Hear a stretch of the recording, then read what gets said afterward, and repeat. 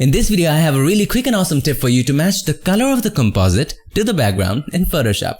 In my previous video with the same image, I talked about how to use curves to match composite, but this one is a really quick one and you will love it. Now here's the thing, some of us are always in a dilemma of whether matching the color of the background to the subject or the subject to the background. It's always best to match the color of the subject to the background. Now here's why.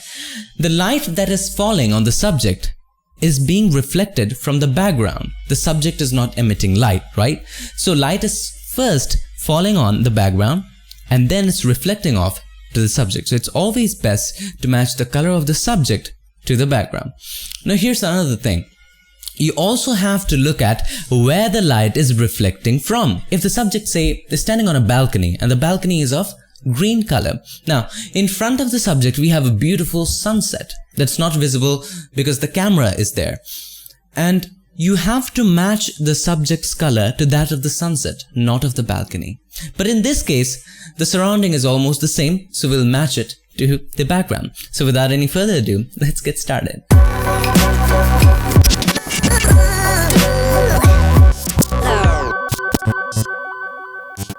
So the first thing that you need to match is the light, then the color, okay? So we'll add a curves adjustment layer. Again, curves is there, but this time we're just controlling the light. Let's try making it darker or brighter. Now, when I make it darker, what's happening is the background is also getting affected. So I might have to press Alt Option and click on the line between the curves adjustment layer and the layer with the subject. Click on it. This creates a clipping mask and this makes this adjustment layer only applicable to this layer. Okay, let's click on this again, opens up the properties again. So okay, this darkness is fine, but as you can see, the shadows are a little bit faded. Okay, so we might have to take this a little up. So there you go. Now the light is matching. Also, if the light is in a different direction, you might have to flip the image or you might have to dodge and burn depending upon the light. Okay, now here's the fun part. Make a copy of the background layer. Some of you I know can guess where I'm going with this. Place it above the subject layer. And now, make sure it's a smart object, so you can always go back and tweak in the filters. It's non-destructive. If it's not a smart object, right click on it and click on Convert to Smart Object. It's already a smart object, okay?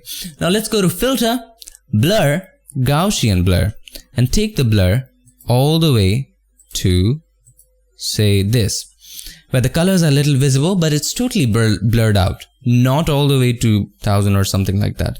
Okay, keep it a little more like this. Press OK. Now change the blend mode from normal to color. We want to change just the color of the subject, nothing else. Not luminosity, not brightness, contrast, nothing else, just color. So change the blend mode to color. Now this is affecting whole of the image. We don't want that. We want it to affect just the subject. So again, we might have to create a clipping mask, right? Press and hold Alt or Option and click on this line between the curves and this one so that this will follow the same path as the curves and create a clipping mask. There you go. Now this is just affecting the subject. But you know what? It's too much, right? It's too much. So you might want to decrease the opacity. There you go.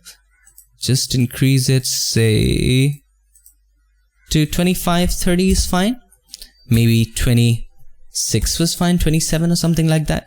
Great, awesome. Let's look at the before and after. So this is the before, this is the after. Not matching at all, this is completely matching. So if you really want to look at the before and after in form of a group, you can do that. Okay, let's make these three a group. So this is the after, this is the before. Makes a ton of difference, okay? So that's how you really quickly match composites in Photoshop. I hope this video helped you, and if it did, please be a little more generous and click on that subscribe button, and not just subscribe, click on that bell button so that you don't miss anything. I'll see you guys in my next one. Till then, stay tuned and make sure that you keep creating. Now which way?